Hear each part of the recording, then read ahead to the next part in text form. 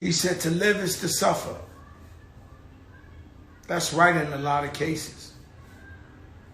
A lot of people are suffering on earth right now. You know, and when you see family members, whether it be illness, whether it be anything in the world, and you know they're suffering. And sometimes you look at them and you say, was they better off? My sister was in a coma for 8 months. In a coma for 8 months after giving birth. When she passed away, I was like, there was a part of me that was like, God bless. She ain't got to suffer. My mother don't got to go there every day to the hospital and watch my sister like that. And so it's very, you know, it's a challenging time. You know, the family did whatever they could to stand by him and do whatever they could. You know, from what I understand, shout out to Lisa Evans. She was out there reporting every minute, every hour, on the hour. Lisa Evans up there in New York and was giving us the info, the correct info. And I knew that was hard. And I know New York, although he's an international star, I know New York is very hurt. Very, very, very hurt on another level. Because we lost one of our guys from the Mount Rushmore. We lost one of these guys that can never be duplicated again.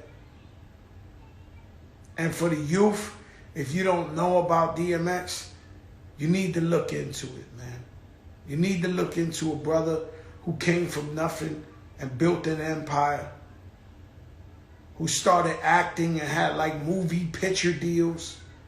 The movie he did with Aaliyah was incredible. And just, you know, with me, when I think of X, I think of Pun. I think because they was running in packs. They came out the same era, same everything. And he's going to be missed, to say the least. And we just can't take nobody else for granted.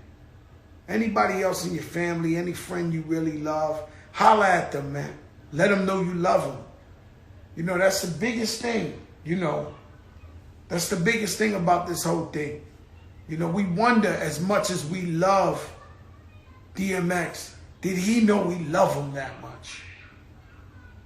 And so, if he ain't know, it's time to show his family how much we love him. And I'm there for it.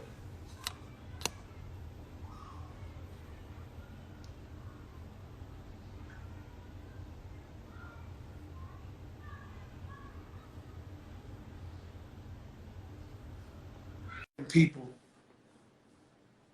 Shout out to Yonkers.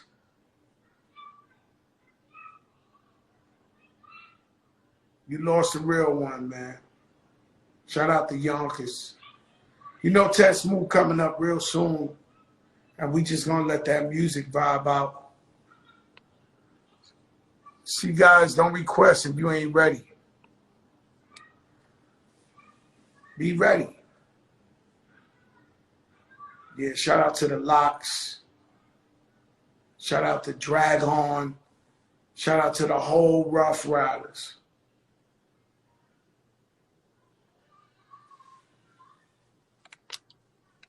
Eric B, what's good?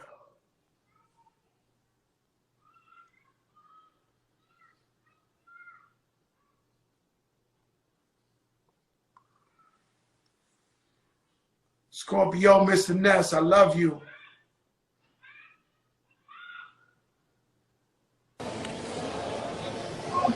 Yo, Eric B. Joe, what it look like? You looking younger than ever, my brother. Working at it, man. No drugs, ain't drinking, so I gotta attribute that to it. You've been focused. Tell me a story about DMX, or if you didn't know him as close as everybody else, just tell us his impact when you seen him and you heard him.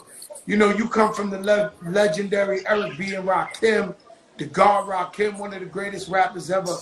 You know, I seen some pictures Rakim put up, and I know Rakim as a fan.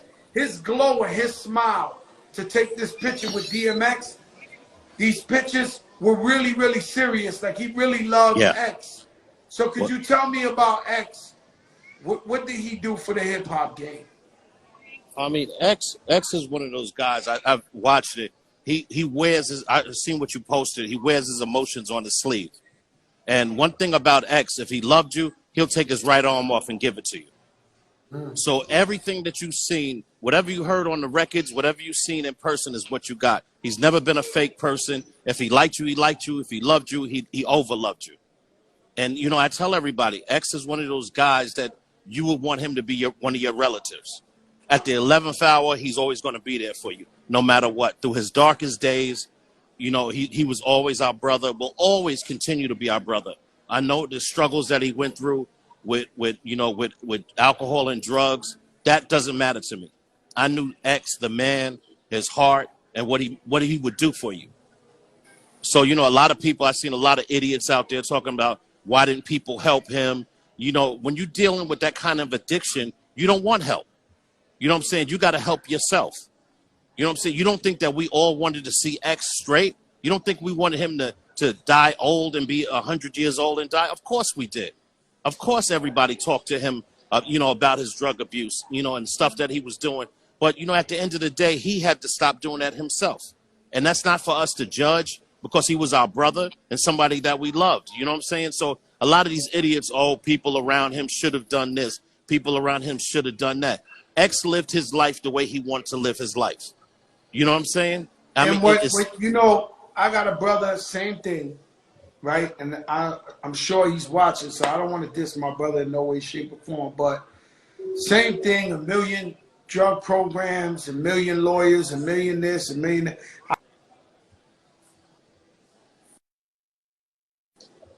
100 million times, and I couldn't stop him.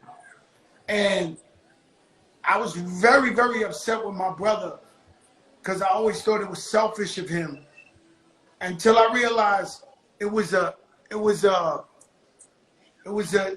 illness, man. Yes. And it's much stronger than the person.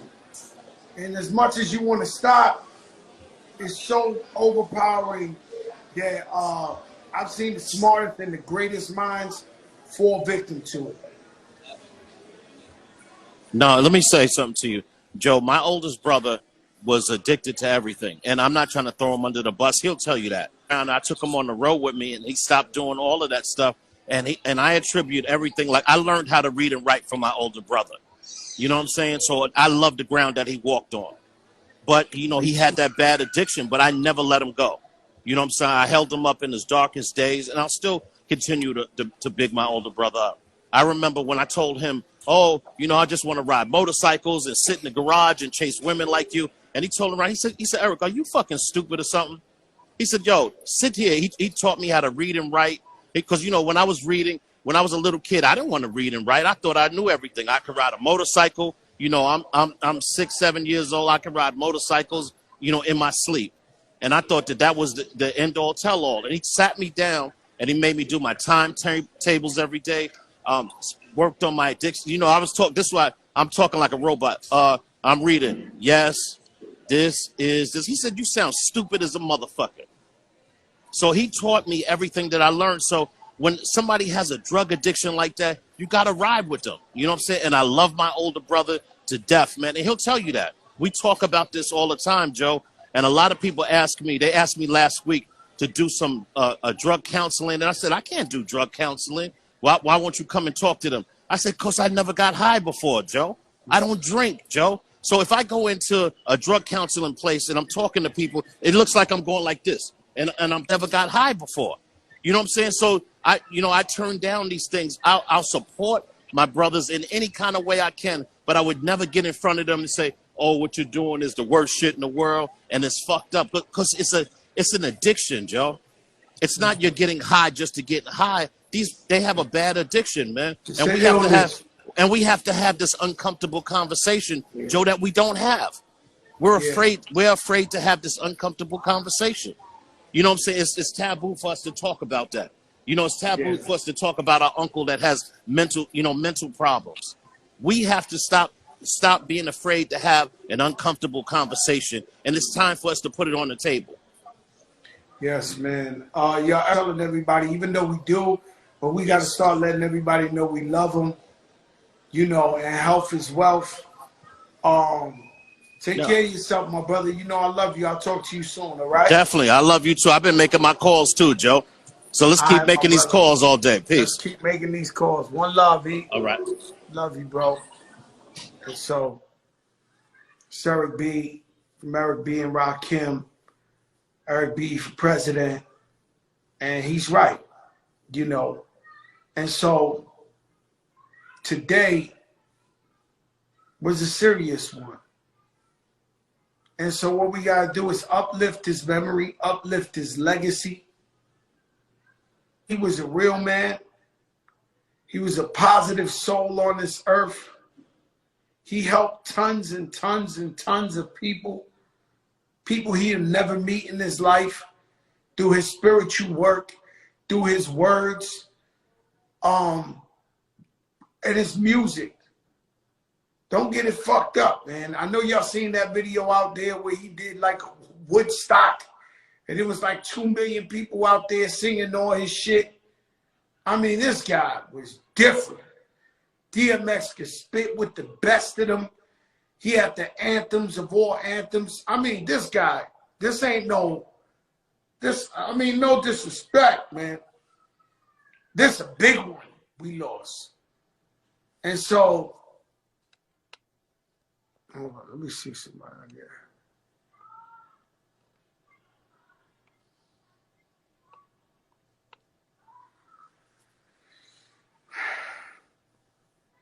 And so, you know, I've been listening to his music all day, and he was telling us in his music, like he was letting you know what he was going through in life through his music, slipping, falling, can't get up. And man, you know, but you never know. You never know. And so we never knew that he would go so young. We never knew. And so